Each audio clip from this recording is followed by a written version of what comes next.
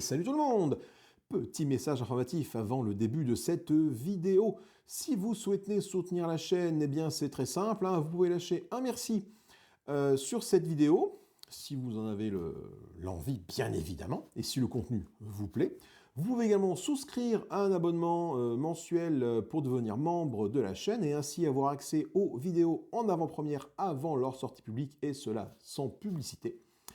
Et évidemment, le traditionnel, abonnez-vous, partagez, commentez, likez, mettez des pouces, faites du bruit pour la chaîne. Voilà, tout simplement. Sur ce, bon visionnage. Hey, salut mes petits loukoums. Aujourd'hui, on se retrouve pour une nouvelle vidéo de transition de mois entre novembre 2023 et décembre 2023. Voilà, vous voyez un petit peu le setup a un peu changé par rapport à d'habitude. Je tente un nouveau format. Plutôt que filmer par le téléphone, de filmer par le PC, je pense me faire gagner du temps de montage parce que je vais vous montrer directement par l'ordinateur un petit peu les différents jeux que je vais vous montrer. On va en chercher sur internet plutôt qu'après de faire des inserts d'images, de jaquettes, ce genre de choses. Ça sera peut-être plus interactif, plus vivant et peut-être plus facile également en termes de mise en place et de temps de réalisation de ce genre de vidéos. Qu'est-ce qu'on va trouver dans cette vidéo? Comme d'habitude, on va commencer par les remerciements de toutes les personnes qui ont soutenu la chaîne durant ce mois de novembre. Encore merci à vous, vous verrez vos noms un peu tout à l'heure. Les faits marquants de ce mois de novembre, deux, trois petites choses sur lesquelles je voulais revenir, trois faits rigolos. Parler des chiffres de la chaîne, bien évidemment, ce qui s'est passé en termes de visibilité, de nombre de vidéos, etc. durant ce mois de novembre 2023. Parler des départs, des jeux qui sont partis, parler des jeux qui sont arrivés, et vous présenter également le programme pour décembre 2023, donc la fin d'année 2023. Voilà, voir un peu ce que vous allez voir arriver sur la chaîne. Donc je vous aperçois que XSplit, il me tronque la moitié du crâne.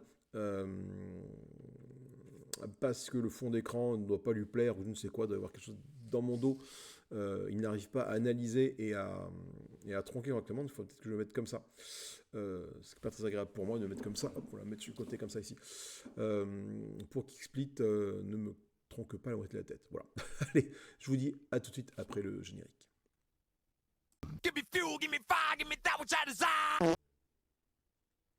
Et donc nous revoilà après ce générique. Pour vous parler un petit peu du coup des différentes news de la chaîne pour ce mois de décembre, enfin ce qui s'est passé en novembre et ce mois de décembre 2023. Donc là, je vais vous mettre directement l'interface YouTube. Ce sera plus facile pour moi de commenter et de cliquer à droite à gauche pour vous présenter ce que je vais vous présenter. Je vais commencer par les remerciements. Et encore une fois, merci à SD, à Samosan, à Resmo STP et à Stéphane Cabon pour leur souscription. Qui permet de soutenir la chaîne. Voilà, la souscription, c'est 99 centimes par mois. Ça vous permet d'avoir accès aux vidéos en avant-première et sans publicité. Donc encore une fois, merci à vous de soutenir la chaîne. Ça fait vraiment plaisir. Donc j'invite tout le monde à souscrire à l'abonnement. Bien évidemment, si le contenu plaît, bien évidemment, si vous en avez l'envie et les moyens. Moi, ça me fait plaisir, ça prouve que voilà, le contenu de la chaîne vous plaît, et ça me motive à faire un peu plus de contenu, et de continuer à proposer des vidéos. Quels sont les différents faits marquants sur la chaîne? Nous avons eu une chose, enfin un fait marquant ce mois-ci, le direct qui a été fait et qui n'apparaît pas dans mes vidéos. Il n'y a plus rien qui apparaît. Voilà, super. C'est le problème du direct, c'est qu'effectivement, voilà, ça n'apparaît pas. Voilà.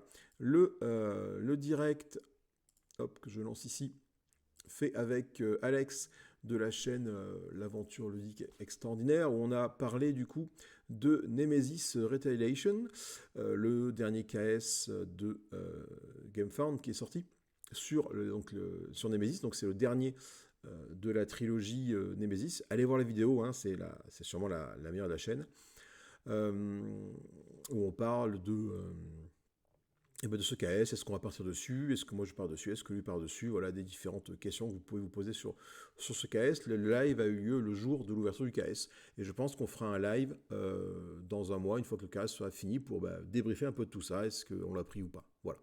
Donc je vous invite à aller voir cette petite vidéo qui en parle. C'était un petit live, voilà, où ça s'est plutôt... Voilà, on a très bien échangé avec Alex, ça s'est très, très bien passé, c'était vraiment, vraiment fun. Je voulais également revenir sur des vidéos qui sortent depuis quelques mois, et je trouve ça assez rigolo parce qu'en fait, je me retrouve dans ça. C'est quelque chose que j'avais lancé en janvier 2021. Les départs est arrivé, en fait. Voilà, je présentais ma ludothèque, en disant voilà, tel jeu est parti, tel jeu est rentré. Alors les premières vidéos étaient un petit peu chaotiques, où je faisais même pas comment dire, de capture d'écran, d'insert ou de présentation de boîte. Vous voyez que mes mains qui bougeaient. Sur les départs, forcément, j'avais plus les jeux. Sur les arrivées, je montrais les boîtes des jeux. Et depuis quelque temps, je trouve que ce genre de vidéo est de plus en plus présente sur les différents youtubeurs que je suis. Je trouve ça vraiment sympa parce que ça permet de voir un petit peu l'état d'esprit des différentes personnes à un moment donné sur voilà, le jeu est parti, pourquoi j'ai fait rentrer ce jeu là, pourquoi. On a donc les gens en carton qui fait ça depuis maintenant, sa première vidéo date de le numéro 1 de septembre, voilà, de la rentrée, donc il fait ça toutes les semaines, donc moi je fais ça tous les mois, mais lui il fait ça toutes les semaines, donc il a a priori un nombre incalculable de jeux, il est déjà à son 7e épisode, et je trouve ça vraiment très intéressant, et ce qui m'a fait sourire quand j'ai fait cette petite recherche, c'est ces deux-là. Vous verrez pourquoi tout à l'heure dans la vidéo, parce que voilà, je trouve ça assez, assez rigolo, que ces deux-là soient partis de sa ludothèque au moment où je décide de parler de ce genre de vidéos des différents youtubeurs. Alors évidemment, il y en a sûrement plein d'autres qui le font ça. Typiquement, il y a également le carnet de jeu qui fait ça aussi, qui a déjà 8 vidéos à son actif par rapport à ce format-là, de jeux entrée, jeux sortis. Je sais qu'il y en a d'autres qui font ça, je ne les ai pas tous mis ici, mais je trouve ça voilà, assez rigolo et assez plaisant de voir que d'autres personnes font évidemment ce concept-là, hein, c'est pas non plus c'est pas un truc super novateur, hein, parler de ce qui rentre, de ce qui sort, mais j'avais jusqu'à quelques mois de ça, en tout cas jusqu'à ces premières vidéos de septembre, et la première vidéo pour toi date d'il y a 5 mois, j'avais pas forcément trouvé sur internet de ce genre de vidéo qui disait voilà, ça c'est rentré, ça c'est sorti, pourquoi c'est rentré, pourquoi c'est sorti. Moi j'ai mis ça en place, donc il y a déjà 2 ans de ça, je trouve ça très intéressant de vous présenter, ça faisait du contenu en plus, de vous présenter les mouvements de ma ludothèque. Mais voilà, j'avais pas vu ça ailleurs, et du coup, ça commence à se répandre, et je trouve ça vraiment intéressant. Et je peux que vous recommander d'aller voir ces vidéos-là, voilà, de façon à voir un peu pourquoi tel jeu est sorti, tel jeu est rentré. Ça donne une analyse du jeu qui est assez pertinente, des différents jeux, et je me retrouve vraiment dans ce qui est raconté. Donc, je les ai tous regardés, notamment au niveau de Specialist et Wonderful World, et je me retrouve vraiment dans ce qui est raconté à ce niveau-là. C'est assez intéressant. Voilà. Donc, c'était juste pour parler de ça en termes de faits marquants. Alors bon, du coup, j'aurais pu le faire bien avant, mais là, j'ai pris le temps de le faire. J'ai pris le temps de parler de ces influenceurs-là, de ces vidéos-là. Donc, en tout cas, c'est les deux qui sont ici. J'ai pas été voir ailleurs, parce que si je vous montre ma chaîne d'abonnement, regardez là, j'en ai une tétrachier. Il faudrait que je les fasse tous. Mais bon. Voilà, donc ça c'était pour ce petit fait marquant. Je trouve ça assez cocasse et assez rigolo de vous parler de ça. Nous avons également, en termes de chiffres, on va parler des chiffres un peu de ce mois de novembre. Donc vous êtes 1956 à suivre la chaîne. Ça c'est assez rigolo. Le téléphone fait poète-poète. Je regarde ce qu'il y en est, ce n'est rien du tout.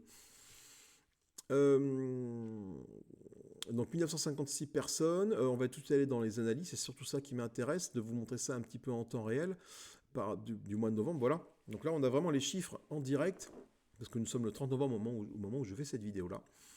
Et on voit qu'on est à peu près kiff-kiff en termes de vues et de visionnage. On est à peu près équivalent, on a 7600 vues, c'est à peu près identique au mois dernier. On a quasiment 1300 heures de visionnage, ce qui est plus que le mois d'octobre, et ça je vous en remercie. Au niveau des abonnés, on est à plus 22, c'est 24% de moins. Voilà, donc je remonte La courbe qui d'ailleurs est assez rigolote, et il faudrait que j'essaie de me renseigner par rapport à ça, c'est que des fois, tu as des pics d'abonnement et tu as des pics de désabonnement.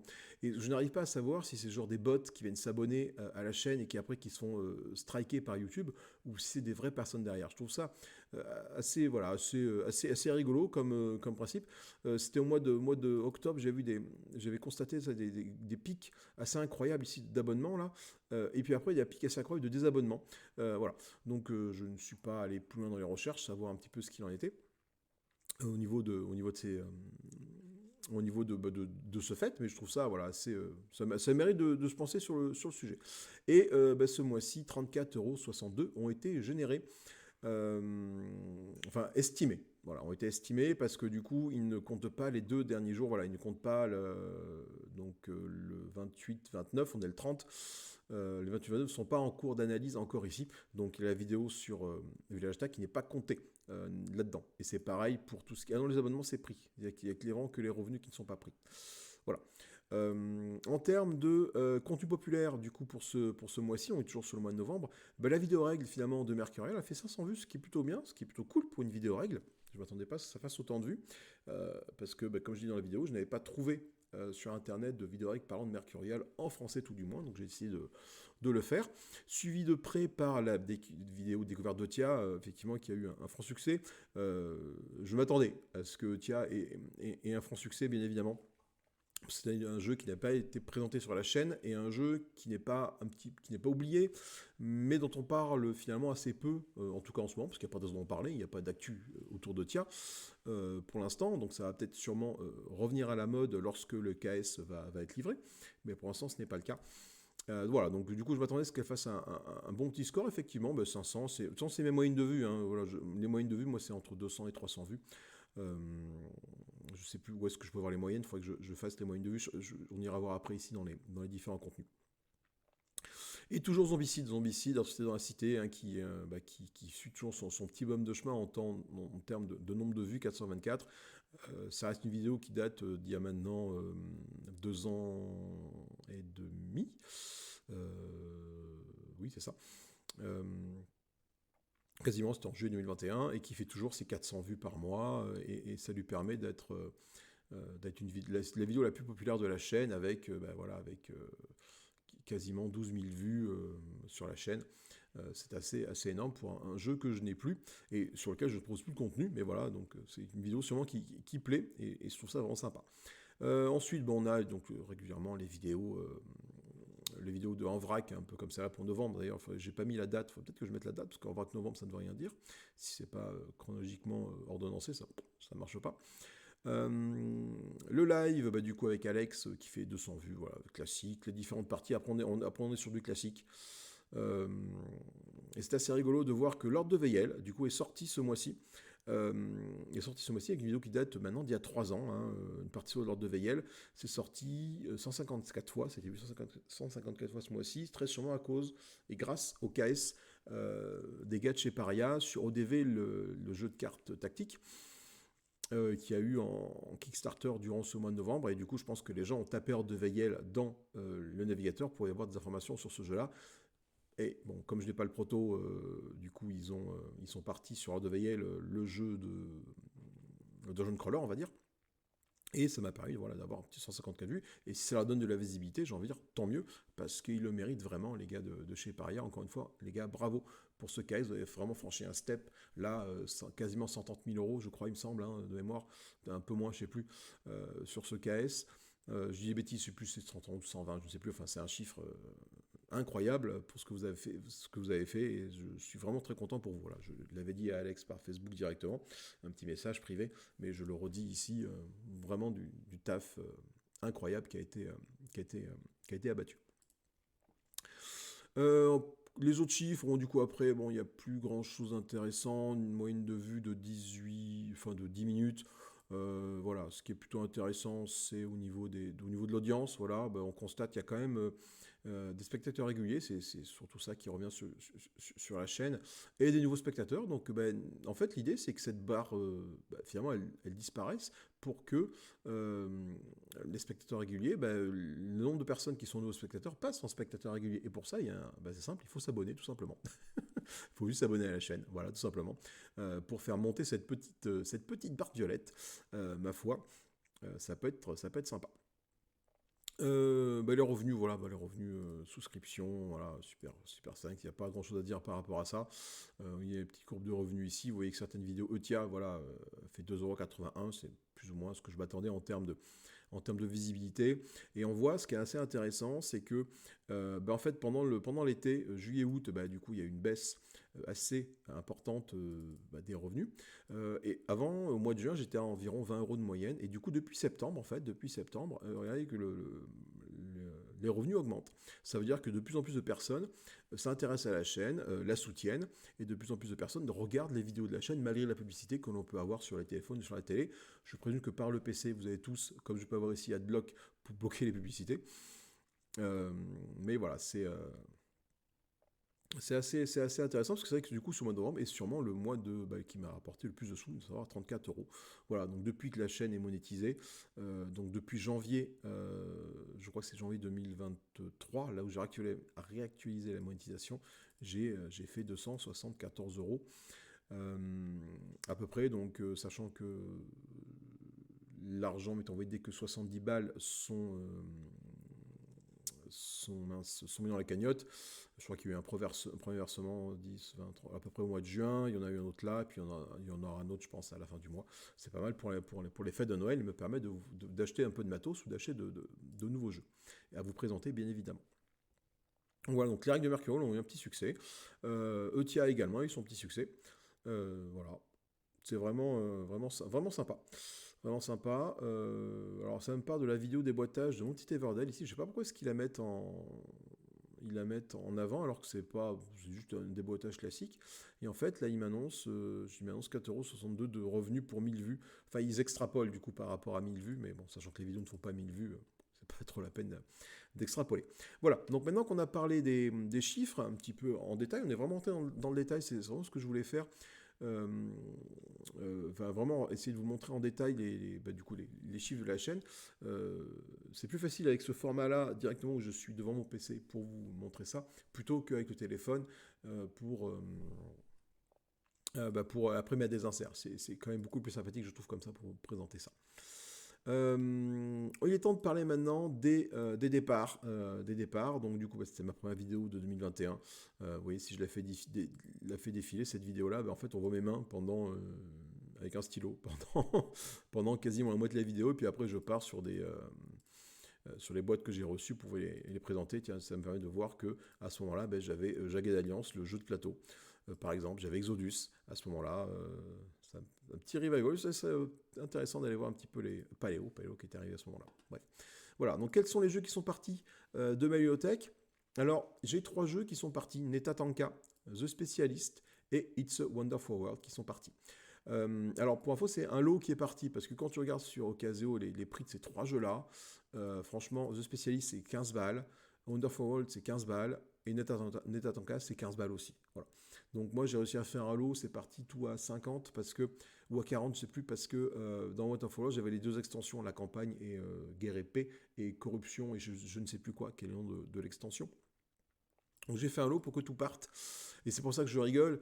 En fait, j'ai souri, j'ai pas rigolé, j'ai souri lorsque, au début de la vidéo, je vous ai montré le départ et arrivée des jeux en carton, et ils parlent de The Specialist et de It's a Wonderful World. Voilà, tout simplement. Moi, ils partent à l'instant, lui, c'est parti il y a début septembre, moi, ça part maintenant.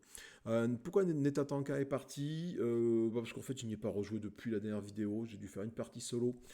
Et une partie multi, c'est plaisant mais sans plus, voilà, et des jeux de pause ouvrier en fait, j'en ai énormément, et il a fallu faire de la place, et donc Netatanka a été sacrifié sur l'autel de la pause ouvrier, même s'il y avait des mécaniques sympathiques, un jeu que je n'ai pas gardé parce qu'en fait il ne sortait plus. Même chose pour It's a Wonderful World, où finalement, même si les mécaniques sont vraiment sympas, avec cette notion d'engine building, où tu construis ton moteur de cartes et tu gagnes en puissance, j'ai d'autres jeux qui font cette mécanique-là, Et Wonderful n'était pas sorti depuis au moins un an, je pense. Franchement, ouais, je suis quasiment sûr que c'est depuis au moins un an qu'il est sorti, qu'il n'a pas été sorti, pardon. Donc, il est parti. Il est parti. J'ai d'autres jeux de création de moteurs comme ça euh, qui arriveront sur la chaîne, hein, notamment Mercurial par exemple, hein, qui est un peu ce. Enfin, pas tout à fait, mais qui ressemble à cette mécanique-là. Bref, hein, j'en ai d'autres comme ça, et du coup, Honor for World, il a été sacrifié. Quant à The Specialist, j'avais adoré l'idée du pitch et du jeu, l'idée de faire des cases dans les différentes villes et tout. Mais en fait, alors, sans dénigrer le travail qui était fait autour de ce jeu par les personnes qui ont réalisé le jeu, j'ai pas aimé mon expérience sur The Specialist, ça soit en solo.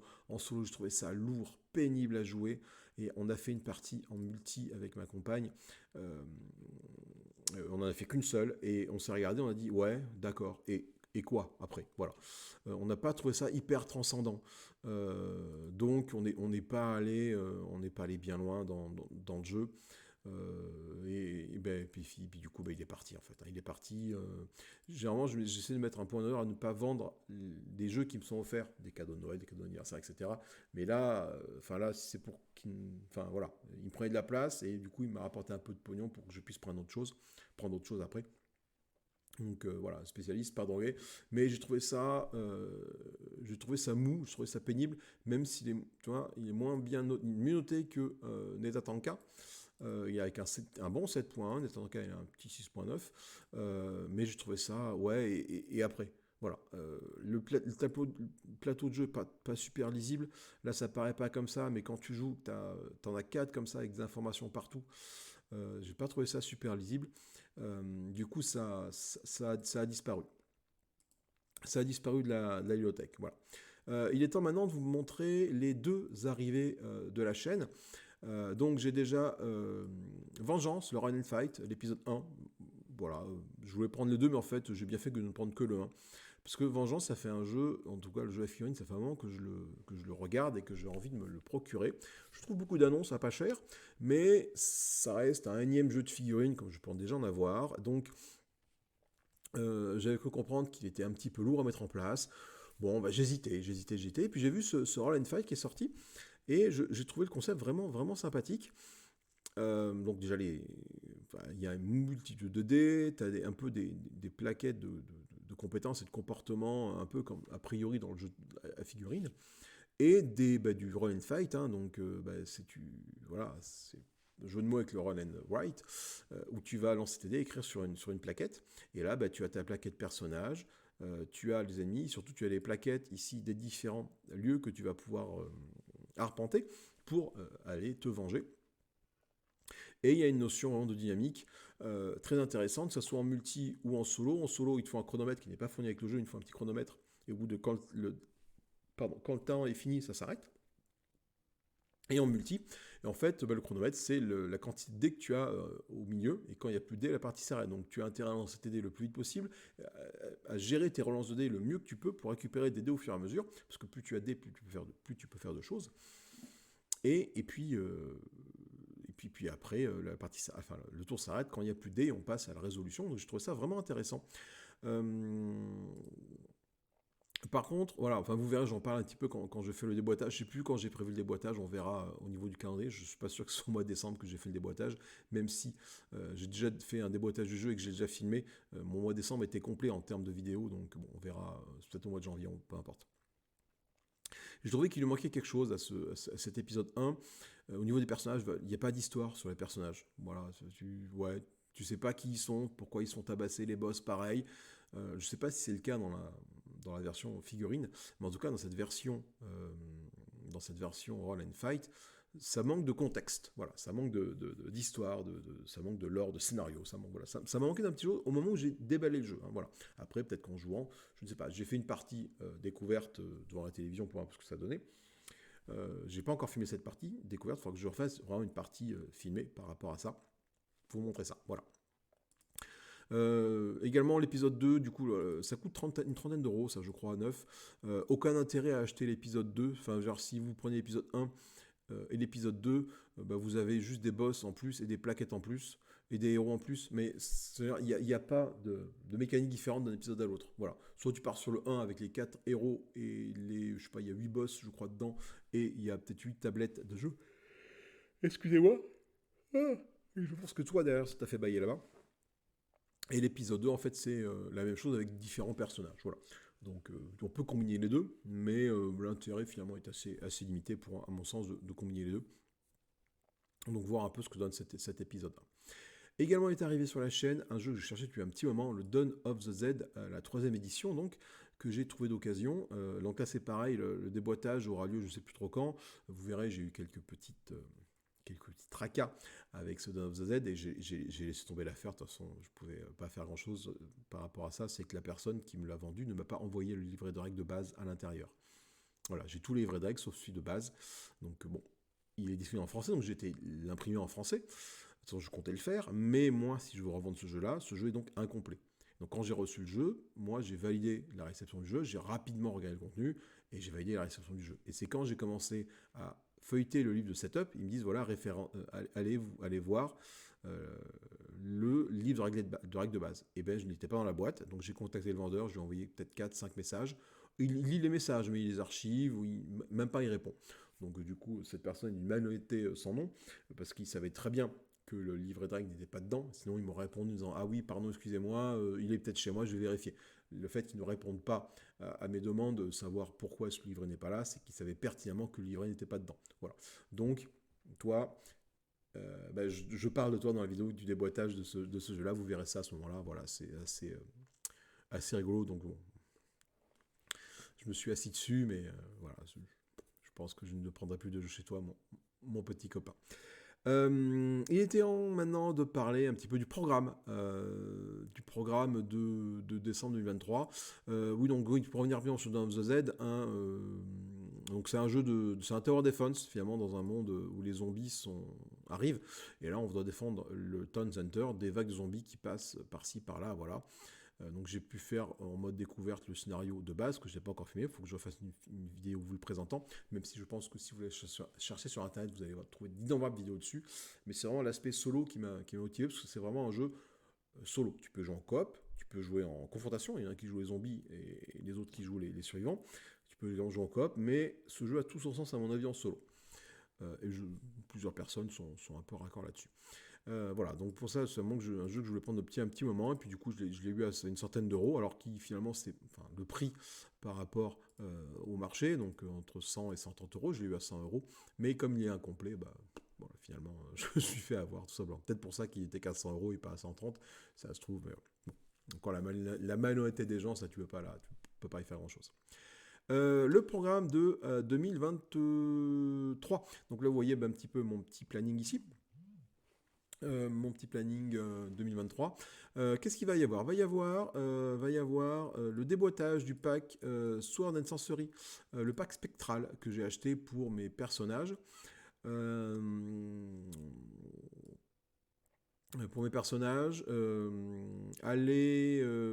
alors c'est pas indispensable. Franchement, c'est pas indispensable ce pack spectral. C'est plaisant d'avoir des figurines de nos héros. Mais décidément, des figurines de nos héros, c'est plaisant. Mais bon, c'est un petit peu chéro pour ce que c'est. Voilà, simplement. On va parler d'une petite pimp sur Terminator Genesis. Terminator Genesis, un très bon dungeon crawler basé sur le film Terminator Genesis. C'est l'histoire du début, donc à peu près sur les 5-6 premières minutes du film. Un jeu qui a très mauvaise presse de par sa qualité. Les figurines sont un petit peu faiblardes en termes de qualité, les tuiles aussi. Et le film n'aide pas, la qualité du film n'aide pas, même s'il y a Emilia Clarke à l'intérieur.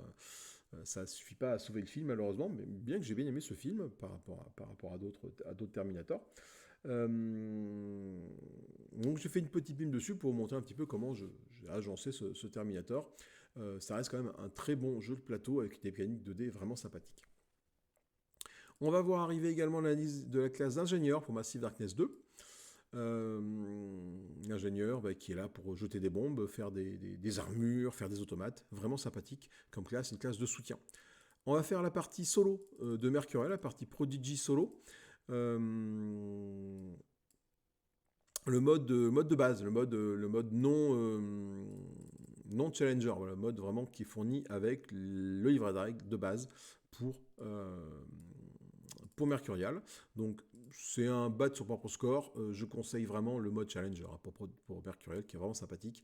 En plus, ce mode Challenger va permettre de rajouter un automa à vos parties à plusieurs. Ça, c'est vraiment intéressant. On va également avoir un self-change peinture. Ça fait un moment que je n'avais pas fait de vidéo sur le challenge peinture sur Massive Darkness 2. C'est déjà l'épisode 18 des peintures. Donc vous verrez un petit peu toutes les peintures de Massive Darkness 2, comment est-ce que j'ai peint tout ça. Alors je ne vais pas montrer en train de peindre parce que ça n'a pas d'intérêt plus que ça. C'était vraiment vous montrer les figurines peintes et les petits couacs que j'ai pu avoir au niveau des peintures. Au niveau des peintures. Sur la sorcellerie, on va parler de Krogan. Krogan, le barbare voleur de Sword and Sorcery avec une arme à deux mains. C'est vraiment un personnage que je n'avais pas encore pu tester. C'était un des deux qui manquait entre Krogan et Skeld, et ben, du coup je les ai.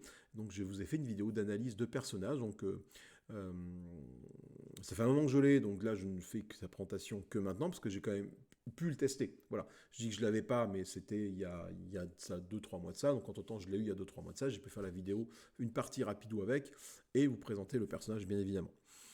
Nous avons ici une partie solo Dance End avec Chris et Lily contre The Changing Nest.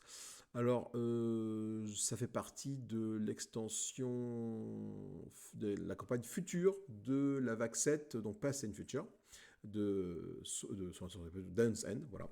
Donc là, je ne fais plus de mode expédition, je fais vraiment des combats de boss one-shot, hein, avec des personnages que je n'ai pas encore joué, pas présenté sur la chaîne. Et je pense que voilà, il me reste encore 3 ou 4 vidéos à faire et je vais vraiment torcher tout le Dance End de ma collection. Un petit vidéo alors qui fait double effet, à la fois d'une petite pimp et d'un petit déboîtage sur Underwater Cities. Voilà, Underwater Cities, très bon jeu qui ressemble un peu à Terraforming Mars. Et là, du coup, je vais vous présenter le déboîtage de contenu matériel et comment je l'ai pimpé avec un petit insert 3D pas piqué des hannetons, alors que les hannetons, ça ne pique pas. Underwater Cities et bien évidemment suivi juste après d'une partie solo découverte sur Underwater Cities. Et tout ça va nous amener tranquillement à début janvier où il faudra pareil que je fasse une petite vidéo du compte rendu de ce mois de décembre. Voilà, et vous voyez que ce qui est prévu pour un petit spoil pour début janvier que je n'ai pas encore fini, il faut que je fasse, c'est la partie Mercurial, le mode Challenger sur Mercurial, ce petit jeu vraiment sympathique de gestion de draft de cartes, création de sorts, enfin voilà, c'est vraiment un jeu très intéressant, très long finalement, parce que tu passes du temps vraiment à réfléchir à tes actions, et c'est, voilà, faut avoir du temps quand tu joues à ce jeu-là, mais je trouve ce jeu très plaisant. Voilà.